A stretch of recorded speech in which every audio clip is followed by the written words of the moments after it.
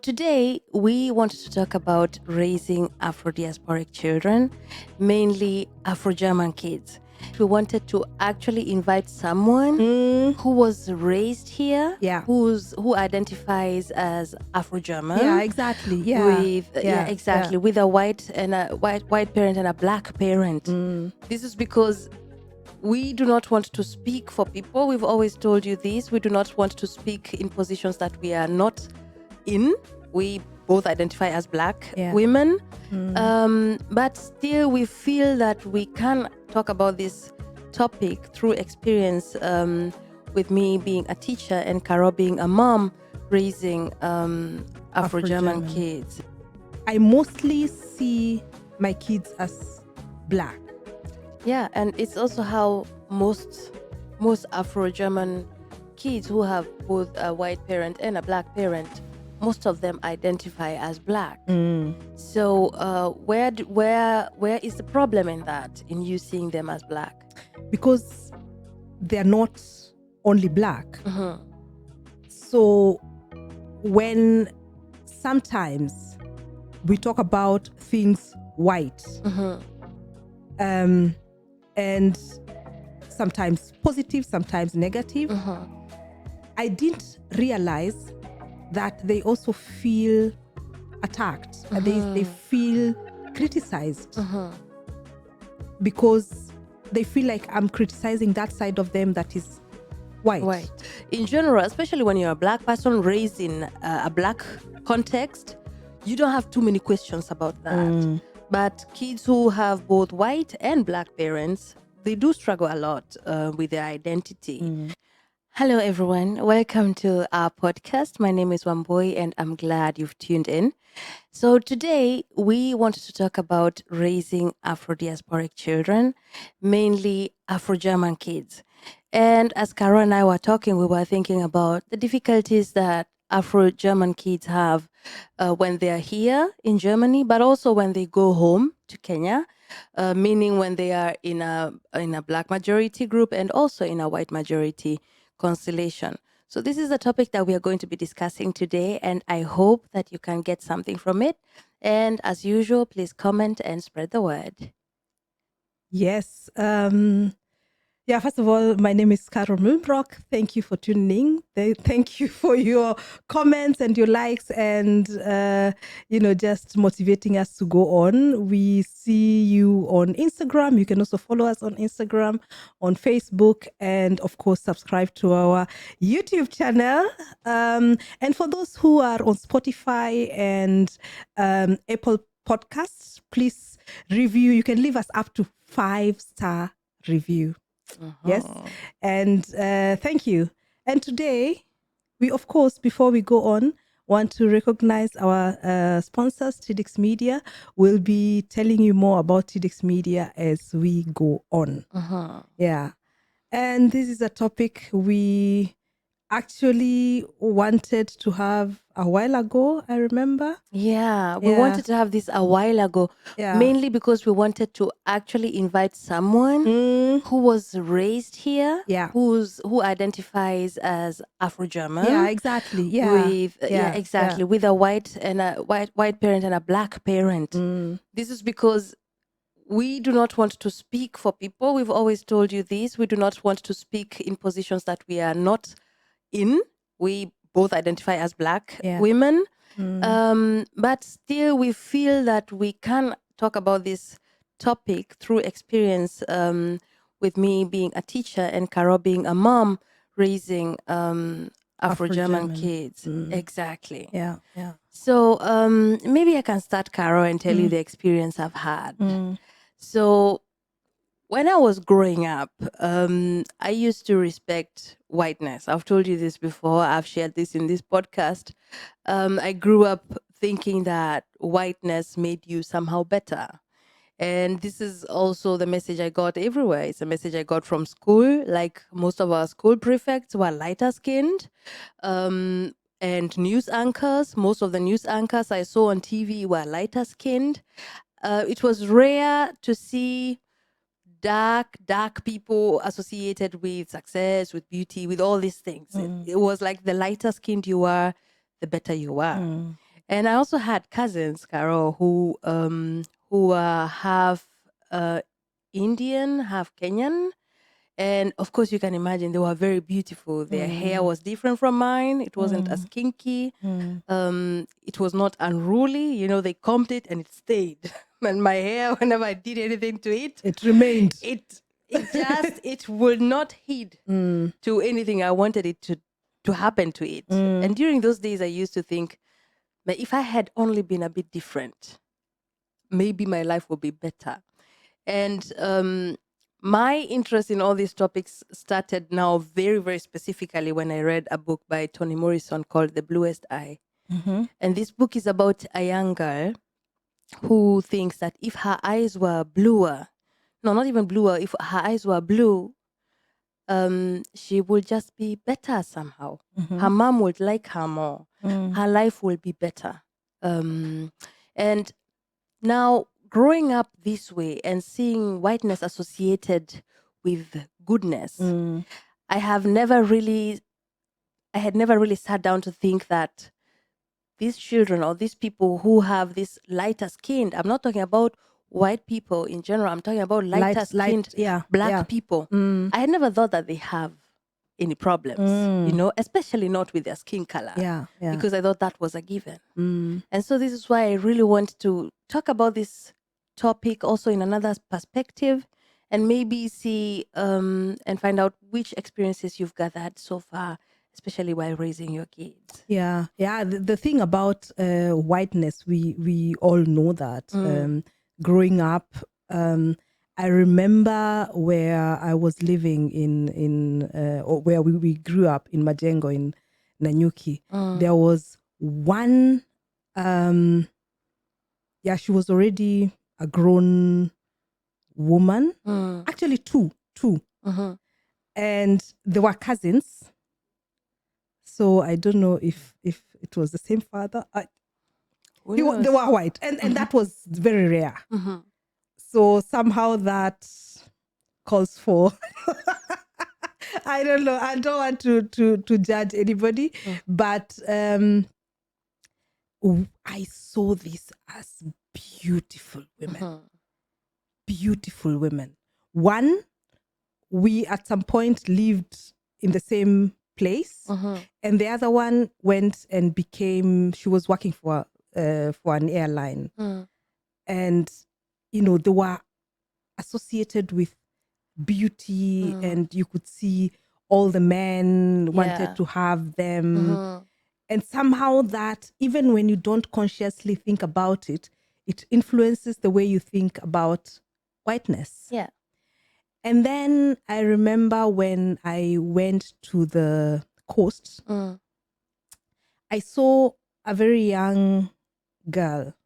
She was Afro-Dutch. I think the father was German. Yeah, the father was German. And she had some braided lines with long hair. And she looked so beautiful. I can imagine. She looked so beautiful. And I was like, when I get kids, I want my kids to look like this. So I was 17. Wow. 17, yeah. I want my kids to look like this. And that is a wish I held on.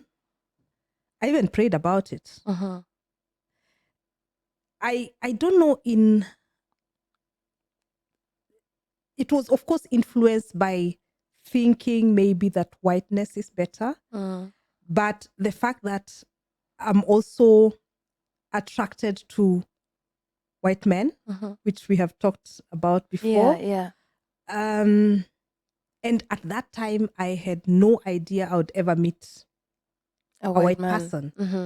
But that was something, especially the kids, even without thinking about I didn't know where I was, it was the kids.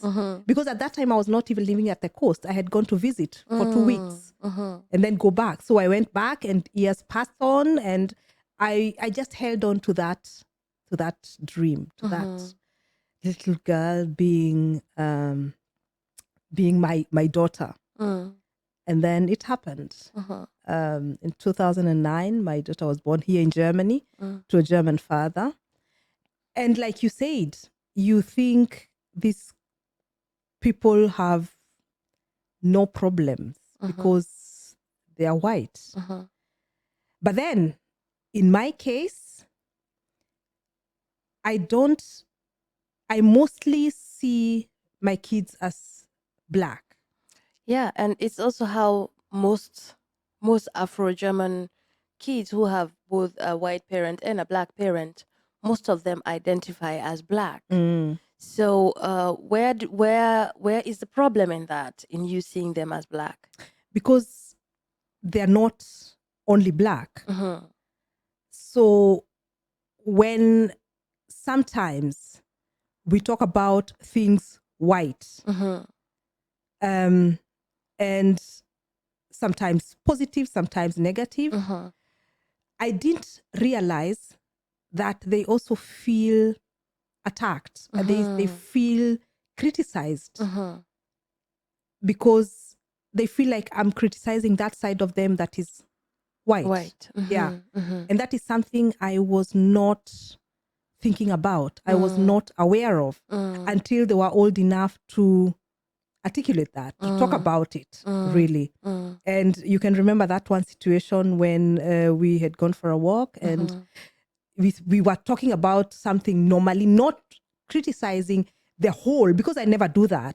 It was a particular situation that we were talking about, and she was very defensive.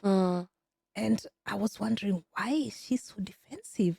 Actually, this is something that she normally sees when we talk about it. And then later, I think it was 2 weeks later, she brought up the topic and said sometimes she feels like the side of her that is German is criticized. The Germans are criticized a lot by us black people. And when that happens, she takes it personally because she feels like a part of me is German, my father is German, so you're criticizing me and not. I think it's actually it's really impressive that she had words for that, because I think most of these kids, what they don't have is the language to actually voice that. What is actually currently being attacked. And as a black person, especially living in Germany, you sort of get used, but it's only your identity is quite clear as a black person. You identify as a black person. Yeah. Unless of course you have other problems and you're still in your journey, and which is to each their own. But in general, especially when you're a black person raised in a black context, you don't have too many questions about that. But kids who have both white and black parents, they do struggle a lot with their identity. And mostly, like when I talk about myself, when I'm with my black people and we're talking about white people, especially when something has happened, we can get very angry, we can get emotional, we can criticize, we can when do it all comes this. to issues of racism and all that. Exactly. And as I like saying, black people are not perfect. We also talk a lot of shit about whiteness as a reaction to the experiences that we go through. And sometimes it's it's difficult for someone now who is not either, who cannot say, okay, I'm only this and I identify to this group. And also when Afro-German kids come to Kenya, and this is also what I've had, at least my friends who are Afro-German saying, when they come to Kenya, people don't tell them they're black. People don't call them black. They are white. They are white. People call them white. And when they're in Germany, people call them black. So it's a difficult space to be in. And also the same thing when these kids are with their white side and they hear things about black people being criticized. They take it personally. Of course. So it feels like they're always fighting. A double burden. Yeah, they're always fighting. This side you're fighting for your whiteness to be recognized. This side you're fighting for your blackness to be or at least not to be criticized, not even recognized. And I think we underestimate what they go through. I think so too. And I have started, you know, every journey starts at some point. And I only started later in now. My daughter is 14 and my son is 12. Sometimes I wish I had become this sensitive earlier, because I don't know what I was always a bit, sensitive to these things, but not to this extent. I always knew, because I have had to let go of friends who constantly talk bad things about Germans. That one I was always conscious about, but I was not this, that really deep, fine-tuned feeling of how they might react to certain situations. Like when I talk about racism, also from within, we are not talking about very far, other people. We're talking about people who are in your close knit circle. And you talk about them being racist. How does that affect them? Because if this person is against Black people, who am I to them? Because I'm also half Black, and now it's when I'm, just trying to listen and really listen to what they're saying without me being this Black person who who's adding to this burden exactly of it's otherization, right? Otherization meaning whenever you are in a situation, you are always the other. And this can happen in very many contexts.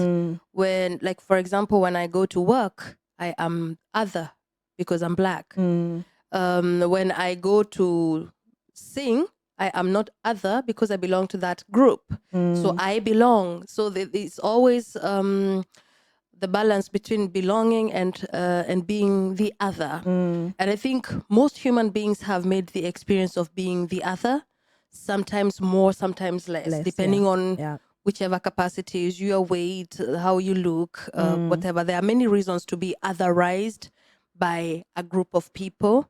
And the danger now with Afro-German kids is that they are rarely finding a place where they belong because they are being othered by white people, and we Black people are also othering them. And you say that you have not been sensitive to that. I think, and this is why before we started this conversation, I told Carol I was not sure about my standing in this topic. Who am I speaking as? And I think why this was important for me is because, like, when you say you didn't have that fine feeling of it, it's because you cannot, because you're a Black person. So your experience, you make it from a Black person's point of view. Yes. And the experience of an Afro-German person who has both white and Black parents can only be made by that person. It's always impossible to be in somebody else's shoes unless they can speak for themselves. And why I think this is so important right now is because kids are not always able to speak for themselves.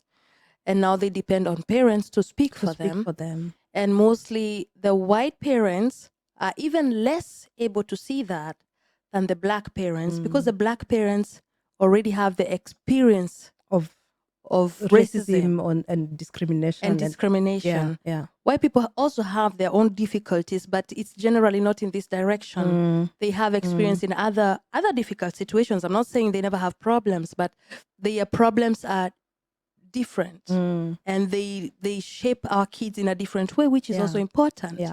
But as Black people, it's really important for us, especially the ones who are either raising them or I as a teacher, to recognize that they are going through this and they don't have the language yet to express that, and to speak for themselves. And talking about that, I remember there was a situation in school. I told you about that, where they were doing some kind of drama or something, and they were supposed to apply makeup and all that. And the teacher told my daughter to do her makeup at home because she didn't know. I remember her skin tone. Yeah, she didn't know her skin tone. She didn't know. And what was happening is that all the makeup for the class was being bought with the money we give for the class in casa. Yeah. We contribute every month, I think €10, and then that caters for such things. So when she told me that, of course, I started cooking inside because that was automatic for me. She's being othered. So everybody else is having that fun of going to school, sitting down, doing their makeup, having fun together, girls, with makeup. But which is a very important experience. Yeah, she has to do her makeup at home because the teacher was not sure if she had the right, or she could get the right makeup for her skin tone. And of course, I got angry. So, on the other hand, she tells the story to the father, and the father says, "Oh, that's nice. The teacher doesn't want to buy the wrong thing for you." Yeah. Two perspectives. Yeah. Which are both right. For him, it's okay. Yeah, that's exactly what he would have done before I buy. And he sees that as caring, the teacher, and I'm sure the teacher saw it in the same way. Yeah. I don't want to buy the wrong thing for you. Yeah. But for me, as a Black person, I'm being excluded from the group. Yeah. So I even feel more othered because the activities of the group, I'm not one of them. Yeah. I already, because of my skin color, look different from everybody else. Yeah. And now I'm also being excluded from this activity. Because you look different. Yeah. And that really made, and she was sad about it. Of course. She was so sad about it. And I went to school. Good. First of all, I called. I called the teacher. No, I went to school first. And then the teacher I found told me, no, that's the drama teacher who is doing it. And he was, of course, immediately defensive. No, that's not the case. I told him that's how I see it. And maybe you should just listen to, because he was, of course, immediately very distant and how can you even think that? I told him, I'm not thinking that you're racist. And immediately you say that, then they block. The R word. Yeah. I'm just saying that this is taking her from Ausgrenzung. That's the word I use. Yeah. You're taking her from the class experience when, I'm not the one doing that. It's the drama teacher and that was the class teacher. So I got home and 2 hours later, the drama teacher called me. And she explained her point, which was, I only did that because I didn't know. And then I told her, you could have asked Anna which makeup she could use. You could have called me and asked me what makeup should I buy for Anna. I don't want to buy that is okay. But telling this young girl to do her makeup at home, she was so sad. Yeah. It's excluding her. Yeah. And she apologized. And the way I see that is the next time something like that happens, that teacher will not do that. Yeah. Because now she's conscious about that. But when we don't talk, when we don't say, these things continue. Yeah. When if Anna had come and I had told her, okay, then you can use my makeup and it would have been a normal thing. Yeah. And next time something like that happens to her, she'll have words for it. Yeah. She'll say, no, or maybe you can buy this. She can speak because because she has words now. She has words now, and she saw somebody speaking for her. Yeah. And I think that is where I just wanted to talk about how we both see it. The father of the kids and I. There are situations where, of course, I'll see the othering and he will see the caring. Yeah. And both of these perspectives are so important. It's so important for one person to see the intention behind. Because if I'm the only one seeing the othering, then what happens is that we burn bridges. We get angry and then we refuse to talk to each other. we think that we know the motive of the other person. And the other person thinks that just with their intentions, they did well, and we have no right to be angry. And this becomes the war, I would call it war between black and white people. And the Afro-German person remains in between, the middle, in the middle, And once we've burned bridges, who now is going to talk? And I've seen really, I can say the people who best explained racism to me were actually Afro-German people. Like when I read books by Tupoka Ogeta, the woman who wrote Exit Racism, or people like Noah So, these are authors who have written things about racism. And these people had a language about racism that I never had, because they had seen this in both sides and could put it in such clear words, because they have been forced to be in the middle so many times. And they were not coming from the angry point of view. They were coming from the point of view of knowing the intention, i.e., the teacher was caring. That's why she did not want to buy the wrong makeup. Versus, you are excluding me, not seeing so many possibilities, like telling Anna to bring her own makeup to school would have been a possibility.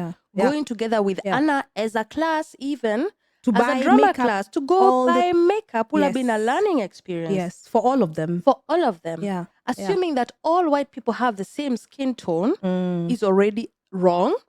Because even not all of the them white people don't have the same. They don't have the same makeup skin tone. They also buy different tones. Those ones were bought. Those ones were bought in different tones. Yeah. Exactly. So yes, it is racism.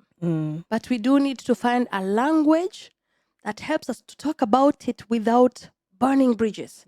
And I think what happens when parents get angry, of course, when something happens to your child, anger, which is a very acceptable reaction. The first one is anger. Exactly. And then comes sadness when you see your child sad. I think that must be very painful. It is. To see your own child being mistreated. Yeah.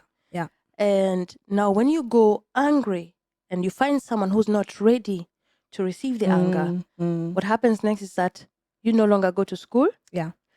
Anna sees that you're angry and sad, so she refuses to bring you the burden again anymore. Okay? She will not talk about these things. Exactly. Now she starts dealing with it alone. And that is not capable of dealing with all that. No, that's too much work. Yeah. But what I must say I found very impressive is the way that teacher took it. Because it was not, the first one was defensive. The other one, the drama teacher let me explain what I meant. She apologized, of course, and said, the same way you say that, I cannot see, I'm not able to see that was not right. I was able to see that I'm caring, and I was doing it from a very caring nurturing point of view. But now, when you tell me that, I see exactly what this means to her and to every other black child or mixed child or Afro-German child. And she told me, thank you so much for pointing this out. Because this will not happen again. And now you've built a bridge. And this is what we need, this continuous conversation between white and black people. Instead of accusing each other all the time. This one's bad. They're doing, they're racist, they're this, they're this. It must not come from that point of racism. Sometimes it comes from ignorance. But I always say that it always comes from racism. I think that's where you and I not really disagree. Because I feel like ignorance. It can be disagreeing. And we have come to a point where we agree to disagree. We can live with that. We can disagree and still be friends. Exactly. Because there are things that happen or are said by people I've known for a very long time and I've loved. So when they say one thing now, I cannot decide at that moment because of this one thing that this person is racist. So I call it ignorance. And because otherwise it would be difficult to be friends with white people. To have white people around you that you can, because at some point something will come. At some point something will come. It always definitely comes. Yeah. So I think for me, it would be a bit sad to decide like every white people is racist because they said something. If they said something, there are things that are really racist, and there are things that are discriminative without that. I don't know how to explain it, without being really from a bad person who discriminates against other people.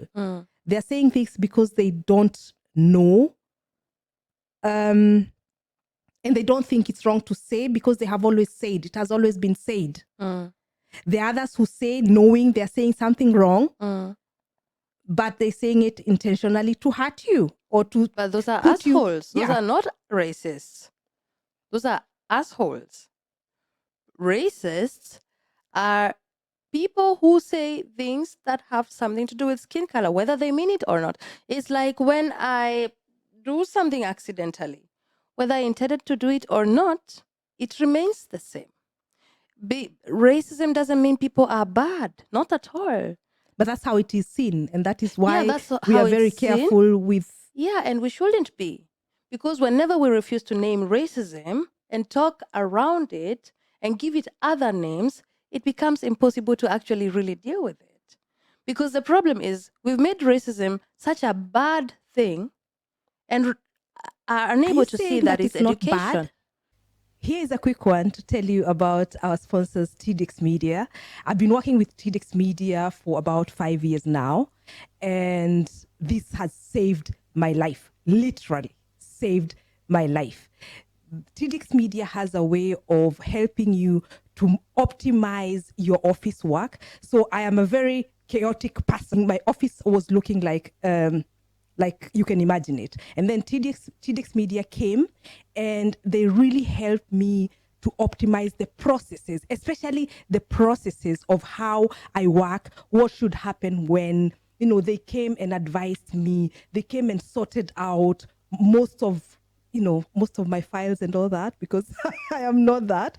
And then my website, it's beautiful because it is being maintained, it is being serviced by TDX Media. And then the CEO of the company, Christian Tiedemann, who does all that, comes to you, advises you, he talks to you, he listens to your needs, and then crafts everything according to how you need it, but adding his professionalism in everything that he does, such that at the end of it all, and he will not use anything he doesn't think is okay for the person visiting your website. So if your photos are not good enough, then he'll not put them in. And that is the level of professionalism that I need when I'm working with someone, so that they just don't do everything I tell them to do. They tell me, okay, it's your website, but it has my name on it. So he will not do anything that is not professional enough. And the other thing is event management. Guys, these guys are so organized. TDX Media is so organized. They have taken control and over. They organize our African festival, which happens every year. So I have nothing to do with it. The first year I organized it myself. I almost went crazy. And nowadays I just get calls, or when we're talking, it's a yes, no, and I have nothing to do with it. It's the best thing that ever happened to me. I love working with these people. I love the way they, present themselves in a way that is, I will talk about professionalism the whole time because that is what they are. They are professionals. And you see that in everything they do. When they're doing consultations with you, they are very specific in everything that they're doing. You can only be satisfied when you're working with TDX Media. And I'm so glad that have trusted us now to sponsor our podcast. And I've been working with them all this time, satisfied with their work. I'll continue working with them. So please visit their website, www.tidix.de. That's www.tidix.de. Visit them because you'll be doing yourself a favor. Thank you so much. Not necessarily. Racism is education. People learned things. People learn things that they need to relearn it. I'm not saying racism is not bad. I'm saying racist people are not necessarily bad. Bad people who are racist are bad people. But the world is not different, separated between good people and racists. No, there are good people who are racist and bad people who are racist. Racism is just something, an attribute. It's something that you need to relearn, unlearn. And people need to unlearn it. In fact, our whole education system is based on racism. So everybody internalize racism at one point in their lives. Otherwise, I mean, this is historical and I don't want to go too much into it, but otherwise, all these things with slavery and colonialism will never have happened. We have all been injected with something to do with racism. But it doesn't mean that people who do these things are bad people. No. And why people don't want to talk about racism is because they assume they're being told they're bad. But that's not what they're being told. Yep. They're being told you should have bought another skin tone. That was racist. Yeah, but mostly when we talk about racism, it has these negative connotations because it also comes with bad things. Yeah, it kills. And that is a bit difficult to take away, because I know in my knowing a racist person is a bad person. Yeah, but they aren't. Yeah, I'm just saying what many people who maybe don't have this knowledge that you have of separating that. Yeah. I don't think I would be comfortable being with somebody I think is racist, because I think they're bad people. Somebody who calls me the N-word, or somebody who treats or says things that are really, really racist, I don't think I can see them as good people. Because maybe I try to separate what I find extremely, or maybe discriminative and racist. Maybe you can tell us the difference between those two things. I can. So racism has very specifically something to do with skin color. It's discrimination based on skin color. Okay? So, but discrimination can be anything. For example, overweight. You can be discriminated upon because of your weight, or because of your height, or because of where you come from. Yeah, if you come from Bielefeld and people say Bielefeld doesn't exist, whatever it is, or you come from the East, that is discrimination. But racism has something to do with skin color. It's power associated with whiteness. And it's such a huge spectrum. Yeah, it's color associated to whiteness, to intelligence, to beauty, to goodness, to whatever it is. All that is good is white. The whiter it is, the better. The darker it is, the worse. And it has very different connotations that come with it. Even unintended racism, even positive racism. If you've heard about positive racism, when Black people are told they can dance, that is also racism. You can speak good German. You can speak good German. That is also racism. Black people can sing. That is also racism. Because why? Because it takes away the hard work that people have to go through to achieve things. It is assumed you just you just can do it because of your skin, which makes no sense. And also, the people who cannot do it, who do they become? Black people who cannot dance, who are they? Are they not black? So attributing things to blackness, because it makes no sense, is racism. And the power that comes with that now is what makes it racist. But it doesn't mean that people who say these things are bad people. I say this and it has helped me a lot because I have experienced racism from almost all my white friends. And it helped me so much. That's what I mean, yeah. It helped me so much to understand what is racism, Why are they saying this? And for me to know they are not saying this to be mean. This is something they learned, but they It is have not, internalized. they have not relearned it yet. And once they relearned it, they even came and told me, "Oh, I'm so sorry. I've always said this to you. I didn't know that this is what it could make you feel." But it doesn't mean that I stopped being friends with them, because for me, I have also had that. I have also internalized racism. I also had ideas about white people before I ever met white people. So how did I know that? You have internalized racism, meaning you are a racist, or racism can only come from the person with power to... That's how I see it. Because racism is power. So if I don't like you as a white person, but there's nothing I can do to you, I cannot affect you in any way. I cannot affect whether you are going to get a job or not. I cannot affect whether you are going to get a Wohnung or not, a place to live or not. I cannot affect whether your books will be bought or not. I just don't like you. Then it's not racism, it's prejudice. It's just me being a bad person. And you can say, okay, who cares? It becomes racism when my skin color follows me, whether I go to Japan, Australia, wherever I go. My skin color will always somehow affect some part of my life. And a white person is the other way around.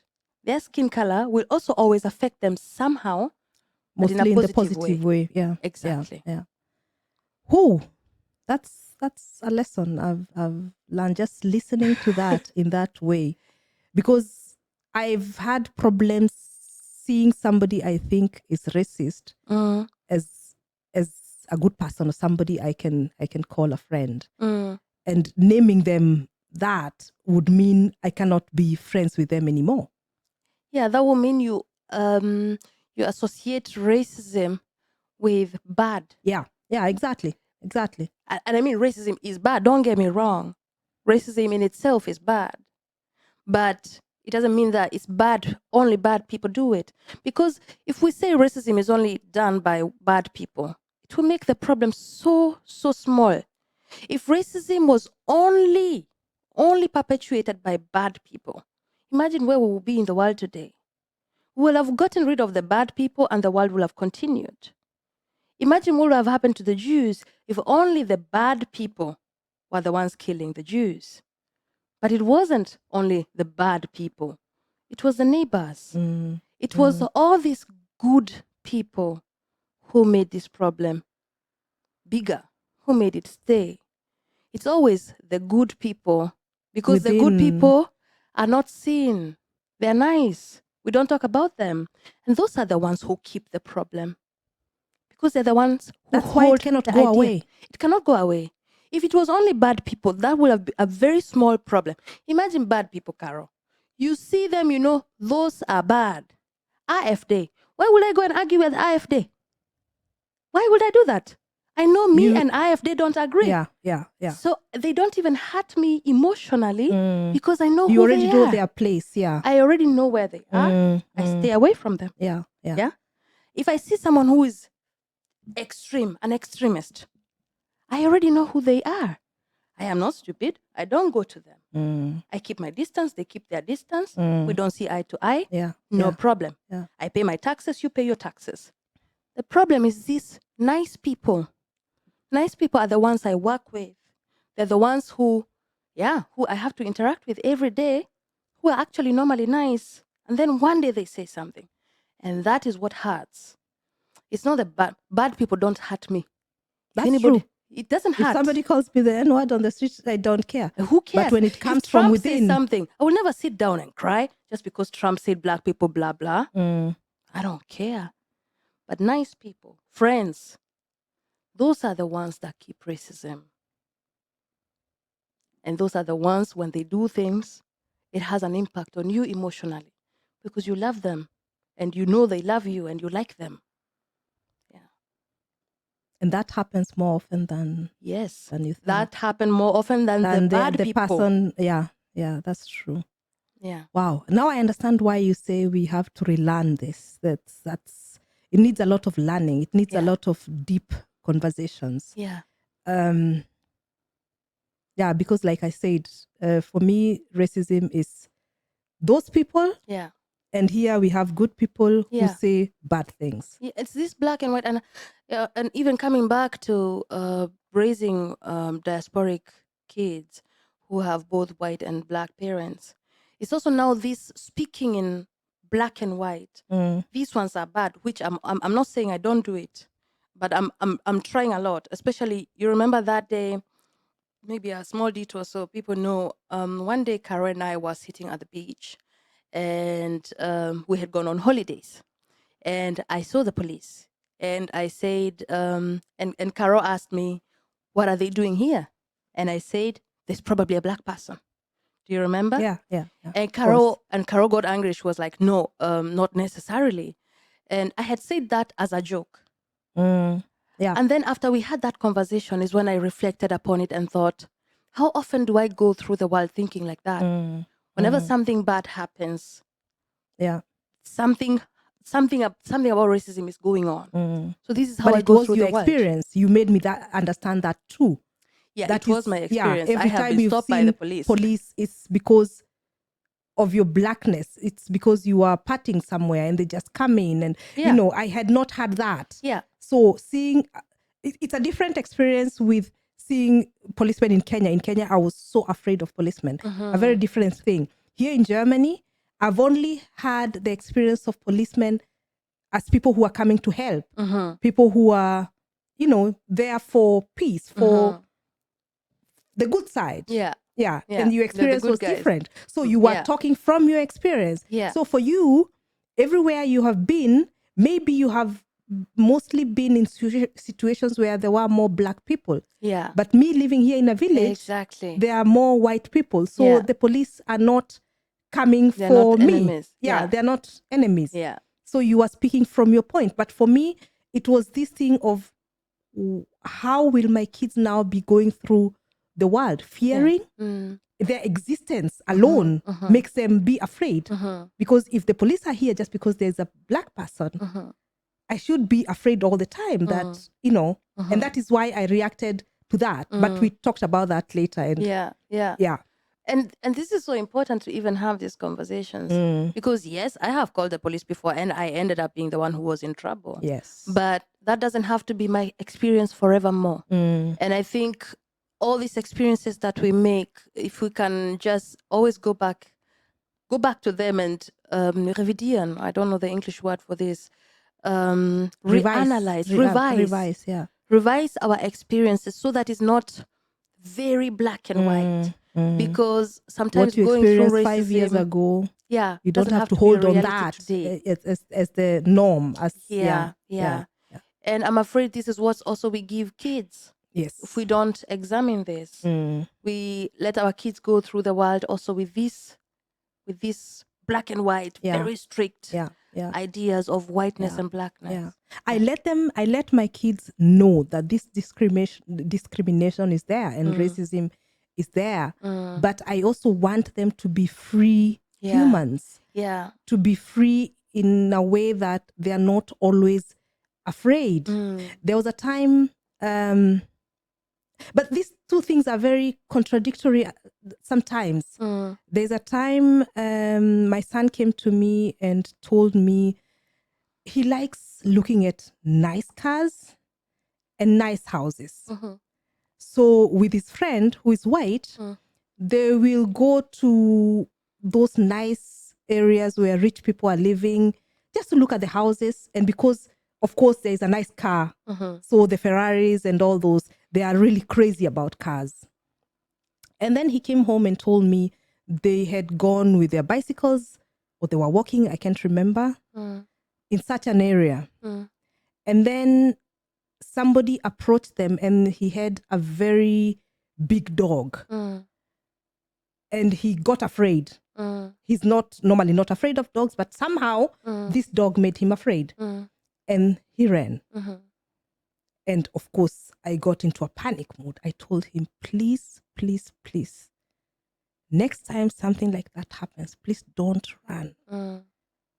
Because you're a black kid. And running might mean You stole something. You stole something. You did something bad. This is an area living of white Germans. So you being a black kid in this area is already suspicious. What are you doing because there's nobody who looks like you there. So I had to be very careful not to destroy his excitement and his Neugier, curiosity about wanting to see these nice things, not to make him afraid, but to sensitize him of the danger such a thing might have. I told him, just stand, talk to this person, tell him I'm afraid of dogs. Can you maybe hold your dog on the line? Yeah. Something like that. Speak. But please, whatever you do, don't run when you see somebody. They will not shoot you like they do in the US. We don't have such cases here. But they might call the police. And you'll have to explain yourself. Why did you run? Why did you run? You know, and that is what puts you in a situation where you start doubting your existence. So I was just running because I was afraid of the dog. But then there'll be so many things that have happened until your explanation point that will put you in such a situation where you're nervous, where you feel small, and I don't want it to get to that. So having these conversations can be a bit tricky sometimes. And maybe because at that point when he told me that, I just had, I'm learning this. I'm learning this, and it's a process. Just go away for a few minutes, let my anger or fear calm down, so that I can speak about these things without putting fear and panic in him. That it is not a panic, it's just a conversation of how to be careful next time without, you know what can happen, they can shoot you, they can. And then they see, we watch, what is it called? Blackish. It's, you know it. And they explain a lot of these things. That's why I like watching it with them. They explain about, you know, racism and how discrimination works and all that. And there's one we watched that was really, really nice. And the man, the father, was explaining to his son what could happen and how things. And he was like, "Oh, that's what you are telling me. That's exactly what you are telling me." That explanation from there. Yeah. Okay. That's exactly what you are telling me about. You know, when I see the police, maybe not necessarily here, but how I should be careful about making people suspect that I've done something wrong. You know, seeing somebody when you're standing and just walking away abruptly. And that's a pity that we have to be so careful and so conscious about that. But that's the way it is. That's the way this world is. And they have to be conscious about that, but still maintaining their freedom as citizens of this country. Of this world, even. Yeah. And it's a bit, we have more responsibility as black mothers than maybe white people who just raise their kids in a normal way. So we have a big responsibility to have these conversations with them. Don't wait until something happens. Have these conversations before things happen. Although you cannot have all of them. Like that thing of him running, I could never have guessed that, you know, such a thing could happen. Yeah. So you can't cover everything. No, of course. No. So I think what you can really do is to give your children language. Yeah. Really give them language to be able to express, define things. And I think, you know, with watching good shows or even reading books, I think we should really never underestimate the power of language, because I think this is what, once people can speak for themselves, then the problems get out there. And it's dangerous when the problem stays inside, especially when kids are growing up. They just have the problem in them. And so they just become unsure. I've seen so many kids when they are, you know, around 10, they're all jovial, you know, they're growing and they're loud. And then I don't know what happened between 13, 14, 15. You see, They're as if they have quiet. gotten Yeah. inside them, and you cannot get them out. Mm. And I always find it so sad. I always find it as if they've lost words to put that thing out there, whatever it is that they're going through, to put it out there, to be able to examine it and to name it. This is what I am going through. It doesn't define me, it's what I am going through. So I think really Black parents do have a huge responsibility. But I also think white parents too. Yeah. They White also parents have. too, Yeah. especially those who are willing to come into allyship. And thankfully, more and more white people are getting into allyship, and they want to raise their children in an anti-racist manner. Because when children don't learn to internalize racism, they learn this Profilierung. I don't know what it means. Like if your skin color is always associated to greatness, Yeah. Yeah. it's also dehumanizing. It makes you also less human. So who are you when you're having trouble? Not related to darkness or skin color, but other problems. Because if you're always associated with this greatness, your skin color is supposed to do this and this and this and this, then you are never allowed to fail, and you are never allowed to be human. And I see this a lot, especially in this, like in German, we call it Leistungsgesellschaft, where you all performance. Yeah. Yeah. And this is also damaging. So I think both all of us right now have to really start balancing the world and start raising the next generation in a way that is conducive to humanity. You know, raising our Black kids into knowing that they are equal humans, but our white kids as well. They're equal humans who are allowed to make mistakes, who are allowed to They are fail. not better than. Not better than. Yeah. Not better than anyone, just human. And also not associating whiteness as one thing, because it isn't. It's time also that this picture of whiteness as one thing also stops, because it's also a construct. White people are so different from each other. They're not the same just because they have this white skin color. So it is a big responsibility that I think, especially for our generation right now, that we really need to deal with that. Yeah. And I have a question for you. Do you have Black kids in school? Yes.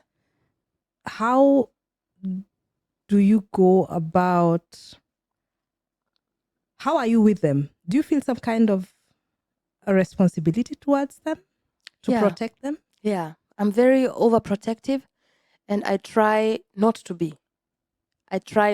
Because especially the young ones, sometimes they may ask if I'm their mom. I watch them from afar. They ask if you're their mom. The young ones, they Yeah, ask the Black kids if I'm their mom, because they rarely see other black people. Okay, they think the Black woman must be the Their mother mom. of. Yeah, Exactly. Yeah. What I try to do is to watch from far and not to interfere too much, because there I want to just be their teacher and not their protector. But what I do is organize other things in the school context, but not to be too personal with them, because Generally in school. yeah, Sensitizing about about racism. racism, about anti-Islamic racism. I try to do these things in a more general way than very personal, because I've not had very good experiences with that. Okay. Mostly when I go and take away a Black kid, I'm othering them again. So you have to be very careful, especially with when Black kids are going through things, not to go and put them on spot again, and also not make racism their problem. So if they experience racism, I never take them outside and explain something to them. I try to talk to the whole class, because again, like I told you, I see racism as a global, as a gesellschaftliches. It's community. It's a community problem. It's a community. It's not this Black kid or even the white kid who is the problem. It's a community thing, and I try to handle it that way, so that neither of the kids feels like they were bad or they are less than, or so it's it's not always easy, especially being a Black person I can in imagine that that. Yeah. constellation. Yeah. But I do my best, and I also continuously learn. When I try something and I see, oh, that didn't go down so well, then I try something else. Do And you when also they're a bit older, I also ask them mm, what they would like me to do, how they would like me to deal with it. Yeah. do you also talk to the teachers? Yeah. The teachers, Okay. that's easy because teachers are grown-ups. And for grown-ups, I have language. Yeah. And how is the reaction? Actually quite good. I'm really impressed by my school. It's Open. so it's very The- open. So okay. far I've felt really safe in that space. And that is a good experience. I've had other teachers who've had worse Yeah. experiences. Yeah. And for me, really, I'm really glad that people, especially in my school, are really trying to move in that direction of being anti-racist in a very specific way. You know, not just saying it, but actually really trying to do things. Okay. That's yeah, communication. I think that is the most important thing. Yes. Yeah. And you know, when we talk about Germans being this, Germans being that, especially with our kids or parents who have Afro-German children, just know that your kid is internalizing all that, and they feel bad because it's one side of them is German. Yeah. So they don't feel like you're criticizing Germans, they feel like you're criticizing them. Yeah. And that is something I'm learning to be very. It's not like I'm sitting the whole day there and criticizing Germans. That's not the case. Yeah. But even the things we do, like, you know, simple things sometimes. Germans with this, there are specific things. Yeah. You know, typical Germans. yeah, typical Germans. They came too early, Yeah, or they're such controlling things. things, Yeah, or yeah. the cliches And that we what is have. happening in my house right now? My kids are asking me, "What do you mean by that?" Good. What do you mean by that? Good, And I kids. have to Think explain, about it. Yeah, to really think about it and explain. And that is what I'm saying now. I'm very, very conscious in this age. And like I said, I'm wondering what they got, you know, the years when they could not speak about these things. But you have to have a very open relationship with your kids to be able to talk about that. You cannot talk about such deep topics if you're not talking about silly stuff. Yeah. So I did not want to hear anything they were doing on TikTok. But nowadays we sit and they tell me about, and they show me videos of what they're watching. And sometimes I just hold my everything, and I don't want to say anything because I want them to be open with me and show me all that, and, you know, tell me what they're going through. And within that come these deeper conversations. You cannot expect to have deep conversations if you're not having any kind of relationship with your kid. So even those things when you think, oh my God, I wish you would just switch off that phone because it's irritating, and it's, but I sit there and I'm like, that one. Let's talk about that one. I'm very interested. And I listen, and we sit on the table and I listen to them, and they tell me what shows they're watching, and sometimes it's even interesting. My son will come and tell me things where I think, okay, sometimes I learn something out of this shit. Yeah, it's true. They watch, and you see, like my daughter Anna with the hair and all that, she learns all these things from TikTok. So there are things that are good. The problem is, of course, that they are doing a lot of it. Kids are, you know, they can be on the phone 24 hours if you're not careful. That's why in our house, phones are not allowed in the bedroom because, you know, I don't want them to be watching at night and all that. So open the ways for conversations so that you can have these deep conversations. Otherwise, it will be difficult for your kids, and they go through a lot. They do. Yeah. And I think also, as we wrap this up, also affirming their Germanness, you know, affirming the German side, and also the good things about them being German, you know, And you can do this by, for example, attending festivals. Yes. Things that are, like carnival. Like I don't like carnival. But if I had kids, I would take them to go and or see. coloring Easter eggs. Coloring Easter, yeah. Coloring, yeah.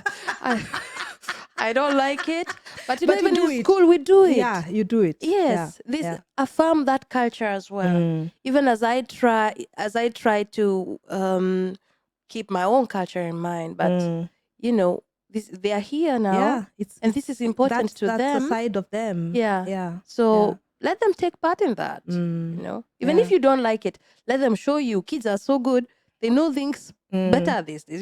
These days when I don't understand something, I ask them, how do you do it? Especially when they've gotten a bit older. And they show you. And they like having that chance to actually explain these things to you. Just give them room and space without criticizing it. Like coloring the Easter eggs. Why do they have to color the Easter? Just leave it. It's okay. Yeah, it's okay. That's the culture here. Let them participate in that. Let them enjoy it without you criticizing it. Even when you find it... because some things are just they don't make sense to me. Or buying presents all the time, and it's Easter, you buy presents. It's all that, but it's a part of this culture, and I want them to be a part of it. But on the other hand, I'm also showing them this is not important for me because this is not our culture. We don't do this. So let them know your side also, and also make them understand why you don't think it's so important, but you're doing it for them. Exactly.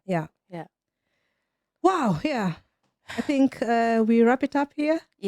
And thank you for that lesson, because it's something I'll now be thinking about, that thing about racism, and I think many people too. That's and we also wanted to go into that at a later time. You remember we did not finish that conversation when we had it. You're right. But we'll do that. Thank you so much for watching, for listening. Like we said, subscribe, please. If you're listening to us on Spotify, you can leave up to 5-star review for us. That's how we grow. That's how we know that you're appreciating our conversations. And of course, thank you very much. We appreciate you for coming every week and listening to us for such a long time. We appreciate you. Have a good week. Bye-bye. See you next week.